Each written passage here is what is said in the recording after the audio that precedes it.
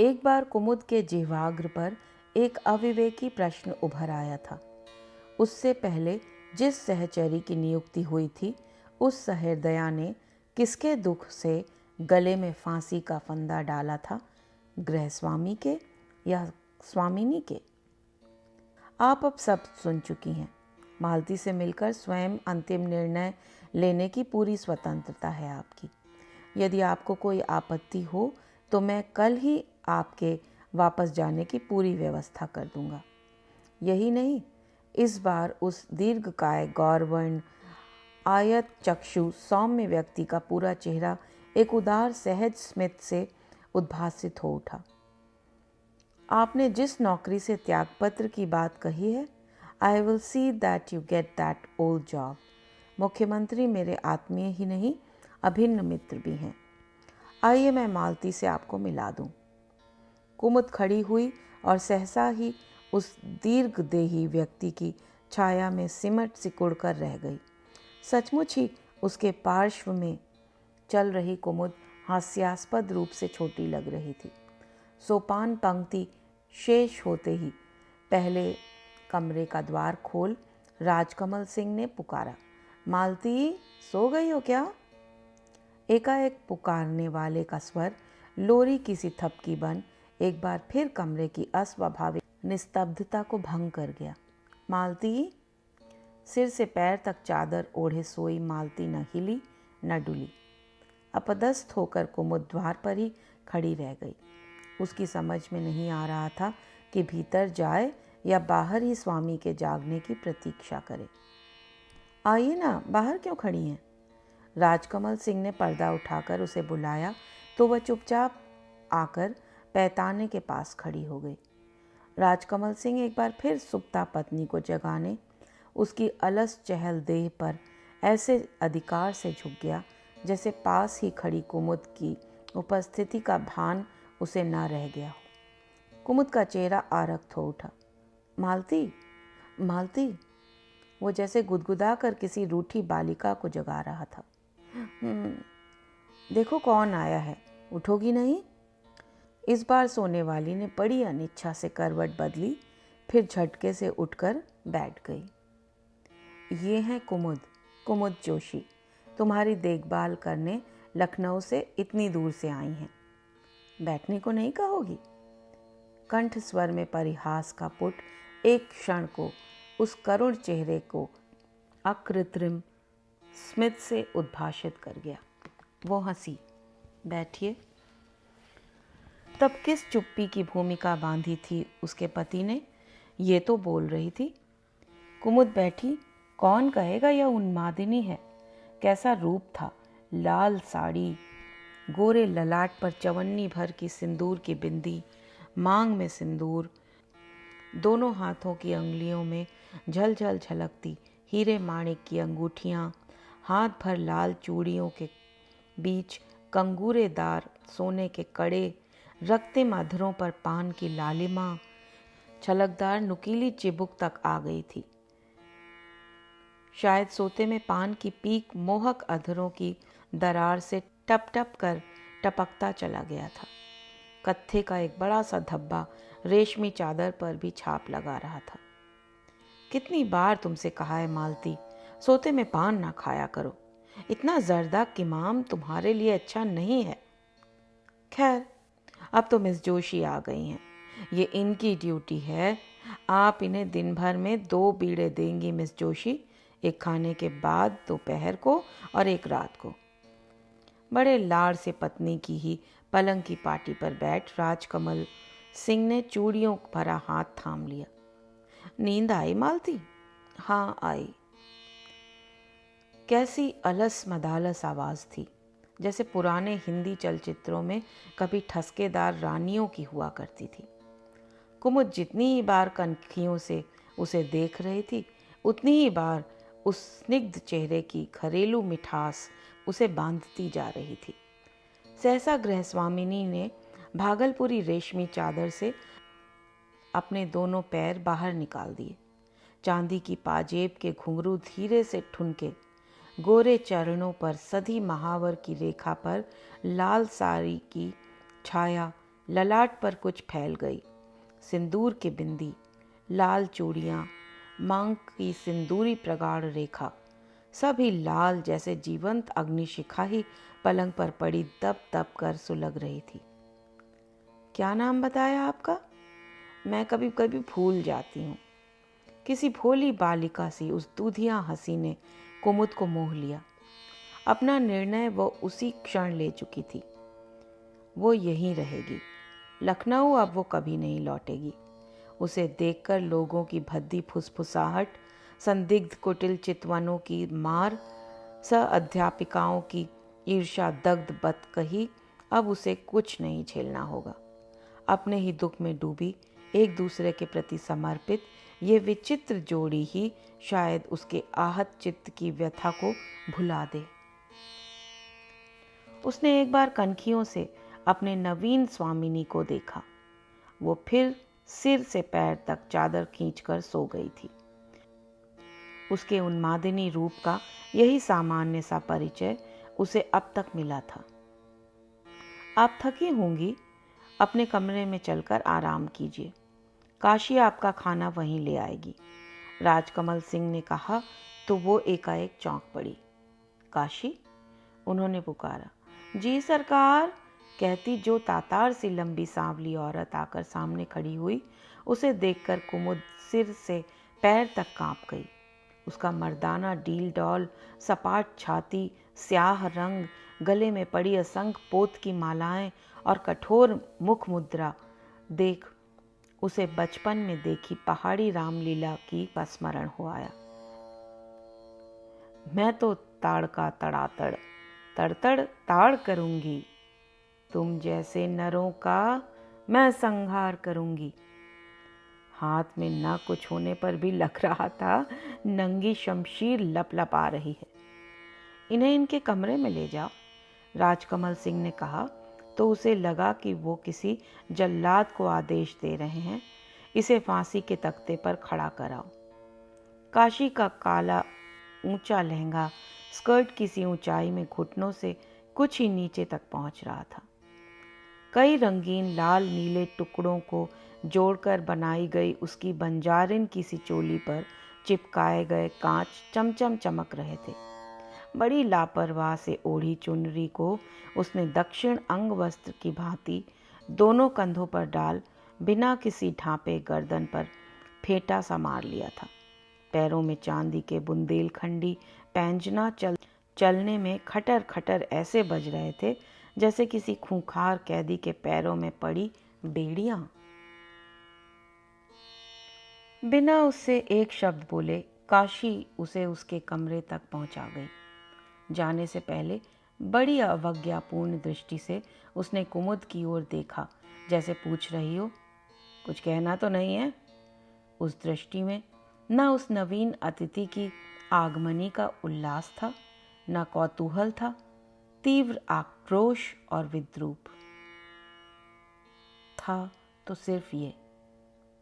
सुनो, कुमुद ने ही उसे रोक कर कहा, तुम मेरे लिए खाना मत लाना, मुझे भूख नहीं है। काशी पर इस आदेश का कोई प्रभाव नहीं पड़ा। न उसने खाने का आग्रह किया, न ये पूछा कि क्या वो कुछ और लेगी। लंबी लंबी डगें भरती वो हवेली के असंख्य प्रकोष्ठों में खो गई। द्वार पर चिटकिनी चढ़ा कुमुद ने साड़ी तहाकर धरी और चुपचाप पलंग पर लेट गई। पहली बार उस नवीन परिवेश की चुभन उसे सहस्त्र सुइयों से बींधने लगी। इधर उधर करवटें बदलने पर भी जब नींद नहीं आई तो वो खिड़की खोलकर खड़ी हो गई। रजनीगंधा और खिले गुलाबों की मिश्रित मदिर सुगंध खिड़की खोलते ही पूरे कमरे में धंस गई। हवेली निस्तब्ध थी। इधर उधर के सब कमरों की बत्तियां बुझ गई थीं। मध्य रात्रि का सन्नाटा चीरता एक टिटिम्ब विलाप करती निस्तब्धता को भंग कर गई। फिर वही सन्नाटा छा गया। आज सोमवार था और पिछले ही सोमवार को तो उसके गृह में वो नाटक खेला गया था। मत मार दीदी, मत मार, मैं तेरे पांव पड़ती हूँ। आज से कभी नहीं जाऊंगी वहाँ, कभी नहीं। पर साक्षात उग्र चंडिका बनी कुमुद ने उसे लकड़ी से मारते मारते बेदम कर दिया था। पूरे कमरे में उसकी चूड़ियां टूटकर बिखर गई थी। अम्मा बीच में ना आती तो शायद वो उस दिन जान से ही मार डालती। जब मारते मारते स्वयं उसकी दोनों कलाइयां 2 दिन तक दुखती रहीं, तब मार खाने वाली की दुरावस्था कैसी हुई होगी। हाय राम, क्या कर दिया तूने कुमुद, लड़की का चेहरा ही बिगाड़ कर रख दिया। अम्मा ने सिसकियां रोकने को मुंह में आंचल रख लिया। ललाट के घाव से बहते रक्त की प्रगाढ़ धारा ने सचमुच ही चेहरे को विकृत कर दिया था, किंतु एक क्षण को भी उसे अपनी उस छोटी बहन के ललाट के घाव और क्षत विक्षत देह को देख पश्चाताप नहीं हुआ।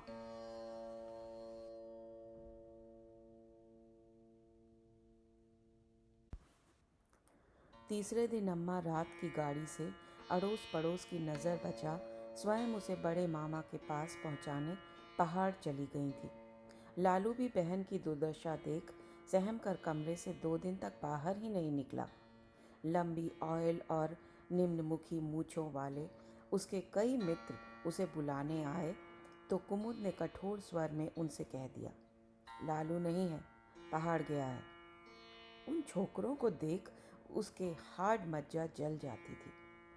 कैसे वह उसकी फीस जुटाती थी और कॉलेज गई तो पता लगा 2 महीने से फीस ही जमा नहीं की गई है। पिछली परीक्षा में केवल एक ही विषय में वो पास हुआ था। जब वह उसके रिजल्ट कार्ड की बात पूछती तब वह कहता, दीदी इस बार रिजल्ट कार्ड किसी को नहीं मिला। कैसे बाबूजी ने उसे पेट काट कर अंग्रेजी स्कूल में पढ़ाया था। उसकी यूनिफॉर्म, उसकी किताबें, जूते मोजे, रुमाल, टाई सबको जुटाने में बेचारे बाबूजी को अपने दरिद्र परिवार का शोषण करना पड़ा था। पर जब लालू उसके मित्रों से या स्वयं उनसे धड़ल्ले से अंग्रेजी में बहस करता तब उनका सीना गर्व से तन जाता। वही अंग्रेजी स्कूल की शिक्षा और मित्रों का अस्वाभाविक परिवेश उसे ले डूबा। स्कूल के मित्रों में से अधिकांश संभ्रांत समृद्ध परिवारों के कुलदीपक थे या फिर इंजन ड्राइवर या अनाथ मिशन के दत्तक पुत्र थे। लालू आरंभ से ही अम्मा का लाडला था। उन्हीं के लाड़ दुलार ने उसे बिगाड़ा भी था। एक बार उसने गिटार लेने की जिद की तो अम्मा अपने कान की तरकी बेचकर उसके लिए गिटार खरीद लाई। बाबूजी को जब पता चला तब घर में महाभारत मच गया था। ठीक है, बनाओ साले को भांड मिरासी, हमारा क्या। छिपकर वो पिछवाड़े के रास्ते से सांप सा रेंगता हजरतगंज के किसी गिटार स्कूल में गिटार सीखने जाता है और अम्मा ही उसकी फीस भरती हैं। ये सब दोनों बहनें जानती थी, फिर भी दोनों ने कभी बाबूजी से उसकी चुगली नहीं खाई। बाबूजी की मृत्यु के तीसरे ही महीने से भाई की गतिविधियां देख कुमुद का माथा ठनक गया था। उसके कपड़े वही धोती थी। इधर एक विचित्र कड़ई दुर्गंध उन कपड़ों से आने लगी थी। तब क्या अभागा गांजा चरस पीने लगा था। दीदी, एक दिन उमा ने फुसफुसाकर उससे कहा, लालू को मैंने आज देखा, कहाँ जानती हो? रोवर्स के पास। वो क्या है री? उसने आश्चर्य से पूछा। वही तो लखनऊ के चरसी छोकरों का अड्डा है, वहीं सिगरेट में चरस रखकर पीते हैं। तू क्या करने गई थी वहां? कुमुद ने उमा के हाथ जोर से पकड़कर उसे झकझोर दिया। छोड़ो दीदी, क्या करती हो? मेरी एक सहेली मुझे सॉफ्टी खिलाने ले गई थी। देख उमा, मैं तुझे लाख बार समझा चुकी हूँ कि तू किसी के साथ ऐसे नहीं जाएगी। तेरा मन सॉफ्टी खाने को करता है तो मुझसे कह, मैं ले चलूँगी तुझे। वाह रे, मैं क्या अकेली गई थी? अरे मीरा थी, निक्की थी, लता थी। कोई हो, मैंने जो कहा और जो कह रही हूँ उसे कान खोल कर सुन ले। आज से जहाँ जाना हो मुझसे कहकर जाएगी, समझी? उमा का मुंह फूल गया था। बिना बहन के आदेश का समर्थन किए वो मुंह फेर कर सो गई। यही गुण था उसकी बहन में, जहाँ करवट बदली वहीं नींद में डूब जाती थी। एकदम निष्पाप शिशु से सुंदर बहन के चेहरे को देख उसे अपने शंकालु चित्त पर स्वयं ग्लानि हो आई। उसकी सखी नीता बैनर्जी कह रही थी, कुमुद सुना है कुंवारी अध्यापिका कुछ अधिक ही शक्ति होती है। हमें भी शायद ये अवगुण आ गया है। मैं तो लड़कियों की कॉपियां बीच बीच में टटोलती रहती हूँ, कहीं कोई प्रेम पत्र तो नहीं छिपा लाई हैं। किंतु उसकी शंका क्या निर्मूल थी। बाबूजी के सहपाठी रघुनंदन पांडे ही उसके बड़े भाई के कॉलेज में बड़े बाबू थे।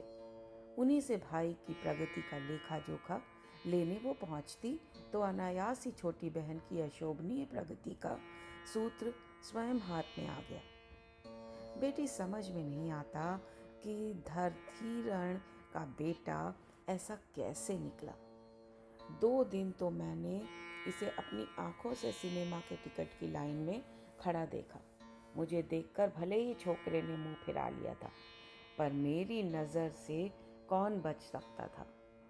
मैं जानता हूँ कि सक्सेना के हरामखोर जनाने छोकरे की संगत ने ही इसे डुबोया है, पर उसका बाप है आईएएस। एक न एक दिन अपने इस निकम्मे छोकरे को भी अपने ओहदे के बल पर किसी नौकरी पर टिका देगा। पर ये क्या खाकर उसकी बराबरी करेगा? गांजे का दम ये लगाता है, चरस ये पीता है। क्या तुमने और तुम्हारी माँ ने इसे छुट्टे सांड को छोड़ दिया है? कभी ये नहीं पूछा कि ये इतनी रात कहाँ से आता है? क्योंकि मैं इसे कई बार रात 9 बजे निशादगंज के मनहूस छोकरों के साथ देख चुका हूँ। पूछा क्यों नहीं कक्का, पर वो बेहद ढीठ हो गया है, हमें कुछ बताता ही नहीं। एक बात और कहूँगा कुमुद। एक क्षण को रघु कक्का गंभीर हो गए थे, जैसे सोच रहे हों कि जिस अप्रिय सत्य का प्रसंग छेड़ने वो जा रहे थे उसे अभी कहना उचित होगा या नहीं।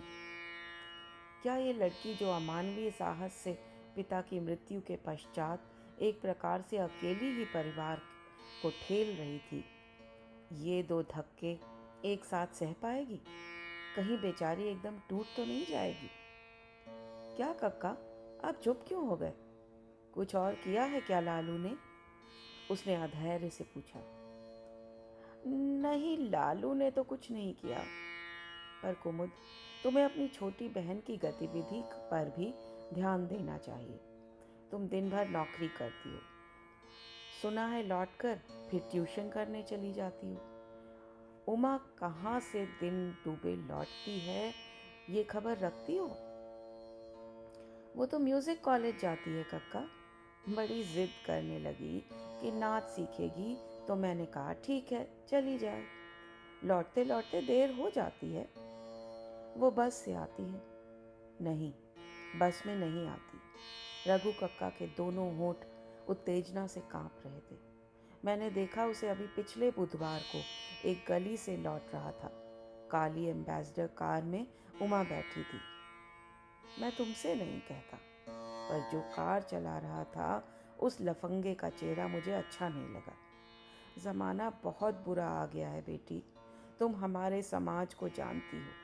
पहाड़ी समाज को भगवान ने 4 आंखें दी हैं, 2 चेहरे पर और 2 पीठ पर। किसी और ने देख लिया तो अंधेर हो जाएगा।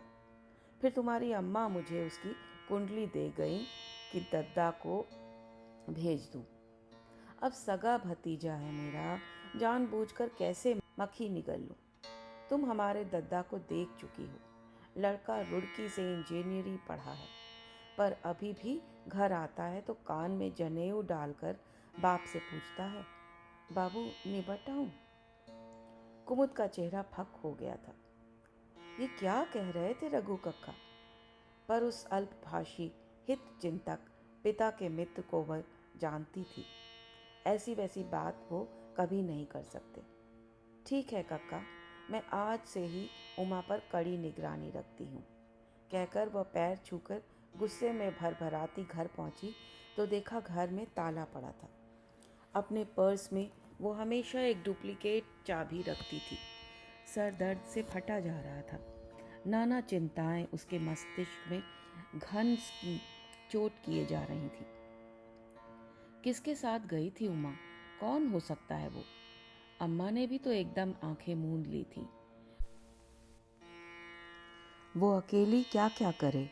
राशन, नून, तेल, लकड़ी से लेकर बाबूजी की पेंशन, फीस, मकान का किराया, बिजली का बिल, ये सभी कैसा अन्याय था अम्मा का। कमाती खटती मरती वो थी। सारा लाड़ प्यार अम्मा उमा लालू पर ही उड़ेलती। उमा की सलवार फट गई है, उमा के लिए कोई अच्छा सा टॉनिक लेती आना, भूख नहीं लगती है उसे, एक ही फुल्का खाकर उठ जाती है। इसी से हर वक्त चिड़चिड़ाती रहती है। कम कुवत, गुस्सा बहुत। हंसकर अम्मा ने कनखियों से कमाऊ बड़ी पुत्री की ओर देखा और उसकी गंभीर मुख मुद्रा देखते ही पैंतरा बदल दिया था। वो समझ गई थी कि छोटी के प्रति उसे चिंतातुर देख बड़ी प्रसन्न नहीं हुई है। चटपट वो प्रसंग बदल तराजू के दोनों पलड़ों को बड़े धैर्य से एक सीध में साधने की हास्यास्पद चेष्टा करने लगी थी। तूने भी तो खाना एकदम कम कर दिया है री। इतना दिमागी बोझा उठाती है और न एक बूंद दूध पीती है, न तुझे कोई फल ही खाते देखती हूँ। मैं कहती हूँ एक अंडा ही खा लिया कर। मन ही मन भोली अम्मा के अपटु प्रसंग परिवर्तन को देख उसे हंसी भी आ गई थी। किंतु उस दिन उसका सारा क्रोध अम्मा पर ही उतरा था। वो काम से बाहर रहती थी तो अम्मा तो दिन भर घर पर रहती थी। उन्होंने क्यों नहीं देखा उमा को? मान लिया वो ये कहकर ही जाती थी कि वो म्यूज़िक कॉलेज जा रही है, पर वो किसकी काली कार में लौट रही है, क्या ये भी नहीं देख सकती थी अम्मा? अम्मा मंदिर से लौटी तो देखा कुमुद के कमरे की बत्ती जल रही है। बिना उससे कुछ कहे अम्मा सीधे चौके में घुस गई थी। मन ही मन वो अपनी तेजस्वी पुत्री से बहुत डरती थी। कहेगी कुछ नहीं, पर अपनी चुप्पी से ही भूंज कर रख देगी लड़की। वैसे वह उसके कॉलेज से लौटते समय सदा घर पर ही रहती थी, पर जानती थी कि दिन भर की थकी मांदी कुमुद को घर आते ही चाय का गर्म प्याला अवश्य चाहिए। जल्दी जल्दी एक आध टोस्ट खा वो फिर ट्यूशन पर निकल जाती थी। लौटती तो झोले में सब्जी लाकर उसे थमा देती। ठीक वैसे उसके बाबू दफ्तर से लौटने में ले आया करते थे। स्वभाव, गांभीर्य, समझ, सब कुछ ही तो लड़की ने बाप का पाया था। उन्हें भी घर आने पर उसकी ही उपस्थिति की कामना सदैव रहती थी। देखो कुमुद की अम्मा, तुम दिन भर जहाँ मन चाहे जाओ, पर मैं दफ्तर से लौटूं तो ऐसा ना हो कि तुम घर में ना मिलो। वही हाल कुमुद का भी था। इसी से वो हमेशा घर पर ही रहती थी। किंतु सुरेश की अम्मा ने जिद की और वो भी सुपरमार्केट चली गई थी आज। सुना वहाँ बड़ा सस्ता कपड़ा आया था। पितृपक्ष आसन्न था। एक जोड़ा धोती लानी थी। कब से कुछ रुपये बचाकर उसने गुल्लक में रखे थे। उस दिन खोलने लगी तो देखा गोलक रिक्त था। पूरे 25 रुपये थे। किसी ने बड़ी सफाई से रुपये निकाल उसी दक्षता से ढकने की कीलें ठोक दी थी। ये किसके हाथ की सफाई थी वो समझ गई। गहन क्षोभ से उसकी आंखें छलछला आईं। पिछले 3 दिनों से वो लगातार कुमुद के बाबू को सपने में देख रही थी। उदास, पीड़ित आंखें, वस्त्रहीन नग्न पति को सपने में सेहराने खड़ा देखकर वो सिहर उठी थी। हाय राम, कुमुद के बाबू नंगे कैसे खड़े हो? अभी बच्चे आते होंगे। पर वो एक शब्द भी नहीं कहते, बस आहत बुभुक्षित दृष्टि से उसे देखते रहते, जैसे बिना मुंह खोले आंखों ही आंखों में उससे कुछ मांग रहे हों। पति की कंकाल सी नग्न काया को उसने फिर लगातार 2 दिनों तक देखा। कौन सा ऐसा दुख, कौन सा अभाव था उन्हें? पंडित जी ने उस दिन गरुड़ पुराण में सुनाया था कि उस लोक में सुख ही सुख हैं। दिन रात गोधूली की आभा, पुष्यों का सिरहाना और मलयानिल के झोंके। तब उनका चेहरा इतना उदास क्यों था? फिर एकाएक वो रहस्य स्वयं सुलझ गया। धनाभाव के कारण वो पति की जीवितावस्था में पुत्र के गले में जनेऊ की डोर नहीं डाल सकी थी। क्रियाकर्म किया था जेठ ने, वो ही उनका श्राद्ध भी करते थे। तब क्या कृपण जेठ ने पति के श्राद्ध में वस्त्र दान नहीं दिया? उसी धोती के लिए यत्न से जोड़ी गई विरल धनराशि भी क्या उस अभागिनी के भाग्य में नहीं थी? नाश हो उस चोर का, हाथ पैरों में कोड़ फूटे। पर फिर उसी क्षण गाली की गोली किधर जा रही है देख सहम कर अपना श्राप पुनः कंठ में खींच वह अपने ठाकुर जी के सिंहासन के सामने औंधी हो गई। नहीं नहीं भगवान, उसे क्षमा करना प्रभु, अज्ञानवश ही उसने ऐसा किया होगा। बड़े बड़े आदमियों के लड़कों में उठता बैठता है, उसका भी तो मन करता होगा बुरा भला खाने को। उसे क्षमा कर देना भगवान, बच्चा है बेचारा। वो धोती जोड़ा खरीदने फिर उसे सुरेश की अम्मा से 25 रुपये उधार लेने पड़े थे। वही धोती जोड़ा खरीदने फिर उसे सुरेश की अम्मा से 25 रुपये उधार लेने पड़े थे। आड़े वक्त उसकी वही रिश्ते की देवरानी काम आती थी। कुमुद को सब समझा कर कहेगी तो उसका गुस्सा स्वयं ही उतर जाएगा। चौके से चाय बनाकर वो कुमुद के कमरे में गई तो देखा बत्ती बुझाकर कुमुद पलंग पर औंधी पड़ी थी। वो कप लेकर चुपचाप उसके सिरहाने खड़ी हो गई। ऐसे अंधेरे कमरे में तो वो कभी नहीं लेटती थी। क्या बहुत नाराज हो गई है उससे? कुमुद, ले बेटा चाय पी ले, तबीयत ठीक नहीं है क्या? अम्मा का वात्सल्य विगलित कंठ स्वर सुनते ही कुमुद की आंखें छलछला उठी। यहीं रख दो अम्मा, सर में बहुत दर्द है। तकिए में ही मुंह धंसाए वो वैसी ही पड़ी रही।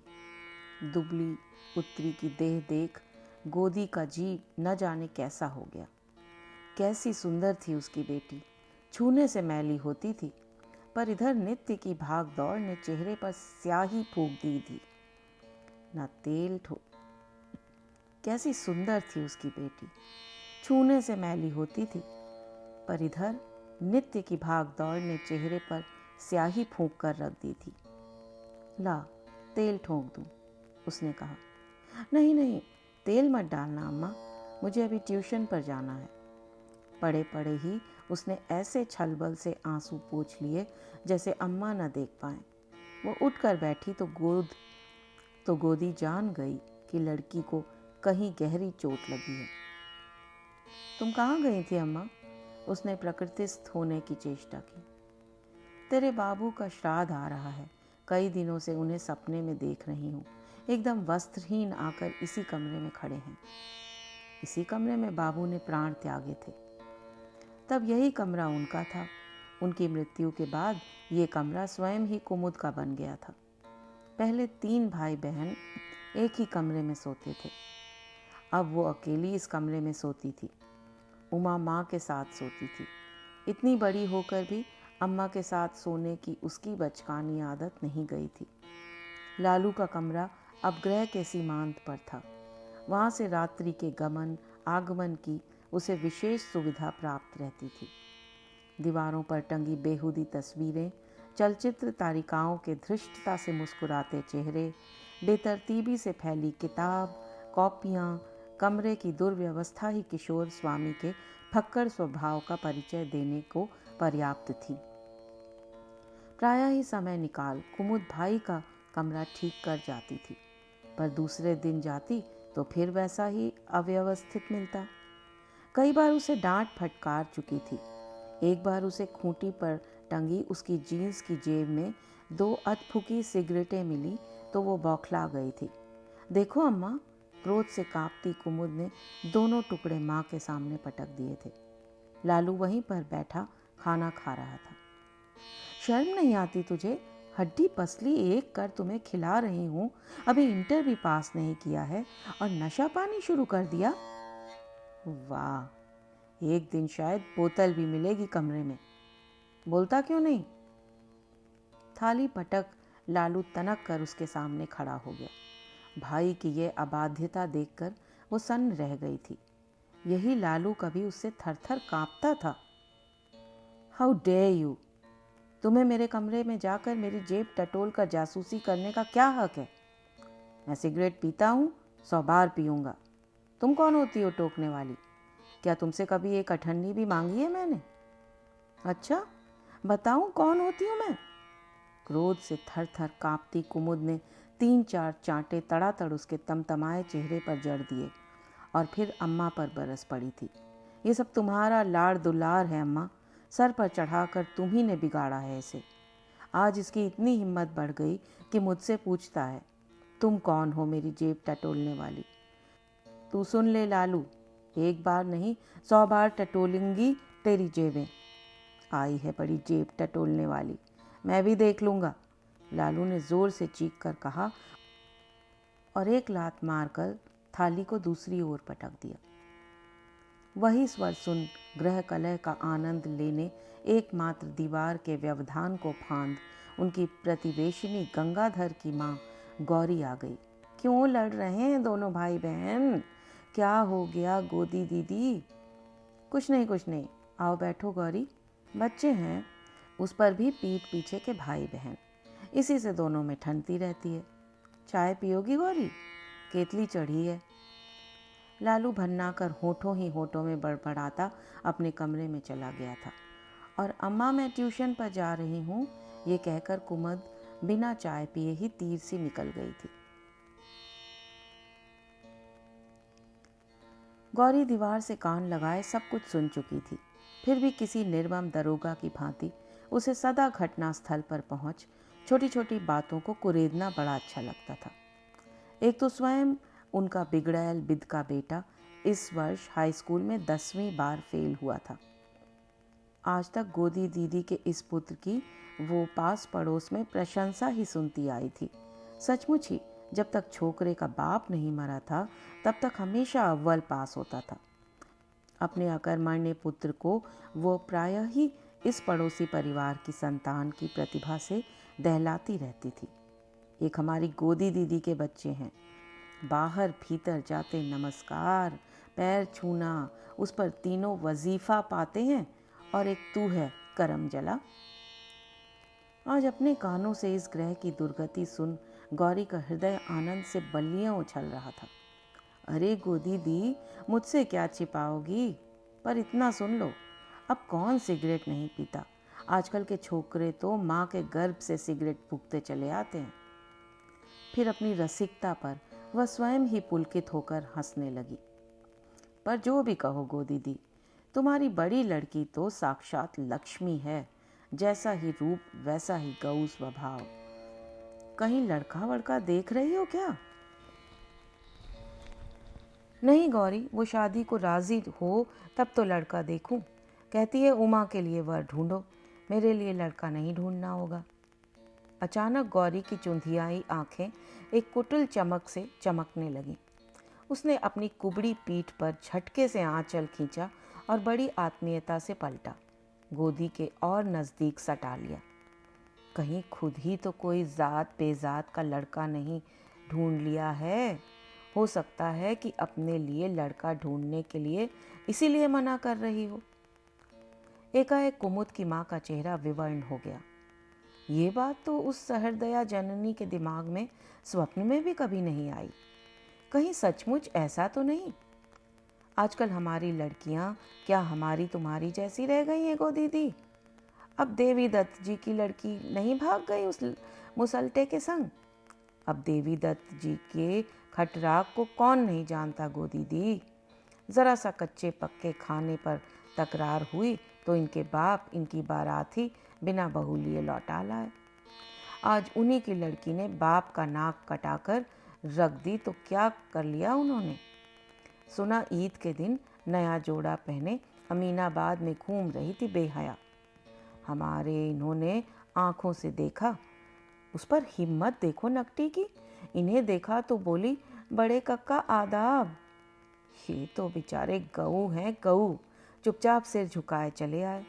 मैंने कहा, मैं तुम्हारी जगह होती तो ईंटा गुब्बा उठाकर मारती हरामजादी के सिर पर और कहती, ये ले आदाब। कुमुद अपने कमरे में बैठी सब सुन रही थी। मन ही मन वो क्रोध से बलबला रही थी। उमा होती तो अब तक गौरी चाची को खूब जली कटी सुना आती। अपनी नंदी की बात क्यों भूल रही हो चाची?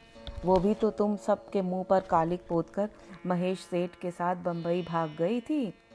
तुमने कैसी कैसी बातें गढ़कर सबको भुलावे में डालने की कोशिश की थी कि दूरदर्शन के किसी नृत्य कार्यक्रम में भाग लेने बंबई गई है।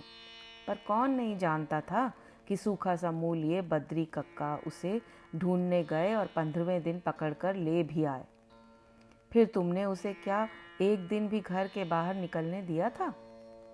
न जाने किस जादुई सुरंग से अपने बेटे के पास दुर्गापुर भेज दिया था और हफ्ते ही भर में उसका विवाह पक्का कर तीसरे महीने में एक दुहेजू से फेरे फेरवा कर पिथौरागढ़ भेज दिया था। किंतु आज तो उमा ने उसे किसी से कुछ कहने के योग्य ही कहाँ रखा था। उसकी प्रवंचना सुन वह स्तब्ध रह गई थी। कौन हो सकता था उसे काली एम्बेसडर में घुमाने वाला? फिर उमा, जिसके भोले चेहरे से अभी कैशोर्य की दूधिया चमक ठीक से मिटी भी नहीं थी, वही उसे बीच बीच में टोकती रहती थी। उमा, ये कौन सा तरीका है चुन्नी ओढ़ने का? इतनी हंसती क्यों हो? जब देखो तब खीखी।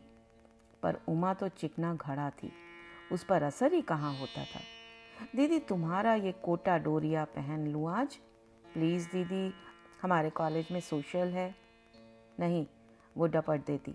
साड़ी का सत्यानाश कर धर देती है तू, फिर साड़ी पहनकर बहुत बड़ी लगती है। ओह, समझ गई। अविवेकी क्रोध की तरंगे उसके सुंदर चेहरे को एक पल को विकृत कर देती। तुम जलती हो मुझसे। तुम नहीं चाहती मैं बड़ी लगूं, अच्छी लगूं। तुम क्या सोचती हो एक तुम ही साड़ियाँ खरीद सकती हो? देख लेना, एक दिन तुमसे भी चौगुनी साड़ियाँ खरीद कर दिखा दूंगी तुम्हें।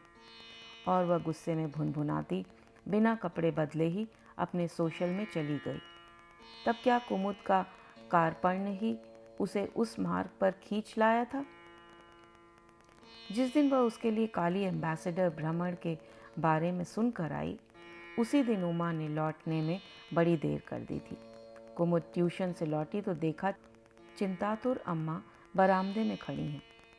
क्या हुआ अम्मा, लालू नहीं आया क्या? नहीं, लालू को तो मैंने अभी उमा को ढूंढने भेजा है। पता नहीं कहाँ चली गई लड़की। क्या उमा अभी तक नहीं लौटी? कुमुद को उसी दिन मिली चेतावनी और सहमा गई। रघु कक्का के शब्द उसके कानों में बजने लगे। तुम्हें अपनी छोटी बहन की गतिविधि पर भी ध्यान देना चाहिए बेटी। रुको अम्मा, मैं भी उसकी सहेली मीरा को फ़ोन कर पूछती हूँ, कहीं वही तो नहीं चली गई है। वो फ़ोन कर लौटी तो अम्मा बरामदे में ही खड़ी थी। उसे देखते ही बड़ी आशा से लपकी। क्या हुआ, फ़ोन मिला? हाँ, कुमुद अपने स्वर की अशिष्टता को नहीं रोक पाई थी। फ़ोन मिला पर वो नहीं मिली। ऐसा तो कभी नहीं करती। अम्मा ने अनुपस्थिति छोटी पुत्री के दुर्बल पक्ष को सबल कर प्रस्तुत करने की चेष्टा की तो कुमुद का सारा गुस्सा निरीह अम्मा पर ही उतरा। ऐसा कभी नहीं करती, यही कह कहकर तो तुमने उसको सिर चढ़ा रखा है। अब भुगतो तो। जानती हो आज रघु कक्का क्या कह रहे थे? चल भीतर चल बेटी, वो अभागी गौरी यहीं कहीं कान लगाए बिल्ली सी देख रही होगी। अम्मा उसे हाथ पकड़कर भीतर खींच लाईं। फिर दोनों कमरे में बड़ी देर तक बिना कुछ कहे चुपचाप बैठी रहीं। लालू भला ऐसा अवसर कभी चुका सकता था? वो बहन को ढूंढने के बहाने निश्चय ही अपनी चंडाल चौकड़ी के साथ कहीं निकल गया होगा। 9:30 बज गए थे। किससे कहेंगी, क्या कहेंगी अब? पड़ोसियों से कुछ कहना व्यर्थ था। एक तूफान खड़ा हो जाएगा। पत्ता भी खटकता तो माँ बेटी चौकन्नी होकर खिड़की पर खड़ी हो जाती। किसी स्कूटर कार के निकट आने का आभास दोनों को उद्विग्न कर एक साथ कई बार खिड़की पर खड़ी कर चुका था, किंतु दूसरे ही क्षण सड़क निस्तब्ध हो जाती थी। जानती हो अम्मा, कुमुद ने भर्राए गले से कहा, रघु कक्का कह रहे थे वो उसे 2 दिन किसी के साथ काली कार में आते देख चुके हैं। तुमने कभी नहीं देखा क्या? कठोर दृष्टि से उसने माँ की ओर देखकर पूछा था। काली कार? नहीं तो। पर कुमुद को लगा उसकी सरला अम्मा की उस डरी सहमी नहीं में एक विवश स्वीकृति थी। हाँ, उसने देखा है, और यही कारण था कि आज छोटी पुत्री की अनुपस्थिति उसे नाना भयावह कल्पनाओं से सहमा रही थी। अचानक द्वार की कुंडी खटकी और माँ बेटी दोनों एक साथ तीर सी लपकी थीं। क्षमा कीजिएगा, कुमुद जोशी क्या इसी मकान में रहती हैं? उस वर्दीधारी पुलिस के कर्मचारी को देखते ही अम्मा का चेहरा विवर्ण हो गया था। कोई एक्सीडेंट हो गया है क्या? अम्मा ने कांपते गले से पूछा। मैं ही हूँ कुमुद जोशी, आइए। बुद्धिमती कुमुद का अंतर्बोध उसे एक पल में चौकन्नी कर गया था। आप बैठें। उसने बड़ी संयत विनम्रता से कुर्सी खींच दी। I am sorry. वो प्रौढ़ पुलिस अधिकारी हाथ के बैटन के दोनों सिरे पकड़ किसी बाजीगर के डंडे की भांति सहलाने लगा। I am afraid I have an unpleasant news. Kumud के आश्चर्यजनक स्थैर्य को देखकर वो अधिकारी दंग रह गया था। न जिज्ञासा, न कौतूहल, न भय मिश्रित आशंका, न हिस्टेरिकल रोना धोना। माताजी, उसने बड़े आदर से अम्मा को संबोधित किया, आप ज़रा दूसरे कमरे में चली जाएंगी? मुझे इनसे एकांत में कुछ कहना है। नहीं, आपको जो कुछ कहना है इन्हीं के सामने निसंकोच कहिए। कुमुद ने फिर उठकर दूसरे कमरे में जा रही अम्मा को रोक कर बैठा दिया। उमा जोशी आपकी सगी छोटी बहन है? जी हाँ, आज वो अभी तक घर नहीं लौटी है। हम परेशान हैं। 5 बजे वो म्यूज़िक क्लास गई थी, 7 बजे लौट आती है, अभी तक नहीं आई है। वो आपकी सगी बहन है क्या? जी हाँ, कहा तो आपसे, हम दोनों सगी बहनें हैं। कुमुद का स्वर खींचकर सामान्य से ऊंचा हो गया था। अम्मा ने ही कुंगुनी के आघात से धीमे स्वर में सचेत किया। आस्ते बोल बेटी, अभी पड़ोसी यहाँ जुट जाएंगे। मैं इसलिए पूछ रहा हूँ मैडम कि उमा जोशी ने पुलिस में बयान दिया है। वो अपने माता पिता की इकलौती संतान है। आपके पिताजी? मेरे पिताजी नहीं हैं। 5 वर्ष पूर्व उनकी मृत्यु हो चुकी है। और तो यहाँ भी गलत बयान दे गई छोकरी। पुलिस अधिकारी का उमा के लिए उस अशिष्ट संबोधन से कुमुद के दिमाग का पारा फिर चढ़ गया। जी? उसने ऐसे कहा जैसे थप्पड़ मार रही हो। उसने अपने बयान में कहा है कि उसके पिता रिटायर्ड ब्रिगेडियर हैं, महानगर में उसकी अपनी कोठी है, उसका नाम छाया बैनर्जी है। कुमुद की छाती से जैसे किसी ने भारी शिला को उठाकर दूर पटक दिया। वो क्रोध से कांपती खड़ी हो गई थी। तब आप छाया बैनर्जी के परिवार को ढूंढने इतनी रात को हमारे घर में कैसे घुस आए? आप शांत होकर बैठ जाइए। मैडम, अभी हमें बहुत जानकारी आपको देनी है और बहुत जानकारी आपसे लेनी है। मतलब ये कि हमने एक ही घंटे में पता लगा लिया है कि छाया बैनर्जी कौन है, कहाँ रहती है, आदि आदि। कैसे? अविश्वास एवं अपमान से कुमुद अपनी देह का थर थर कांपना रोक नहीं पा रही थी। ये समझाने में आपका भी समय नष्ट होगा, मेरा भी। असलियत उगलवाने के हमारे अपने तरीके हैं मैडम। अब आपको हमारे साथ चलना होगा। कहाँ? थाने, जहाँ आपकी बहन छाया बैनर्जी हवालात में बंद है। अधिकारी की तीखी व्यंग्यपूर्ण मुस्कान कुमुद को तिल मिला गई थी। नहीं, तो थाने नहीं जाएगी। चलना ही है तो मैं चलूँगी। आपके साथ इतनी रात को मैं इसे कभी नहीं जाने दूंगी। पर क्या किया है मेरी बच्ची ने, जो तुमने उसे थाने में बंद कर दिया है? अम्मा ने सिसकियां रोकने के लिए आंचल मुंह में दबा लिया। बहुत कुछ किया है माताजी, आप जैसी बुजुर्ग के सामने कहते भी शर्म आती है। पर हमारा पेशा है बेशर्मी का।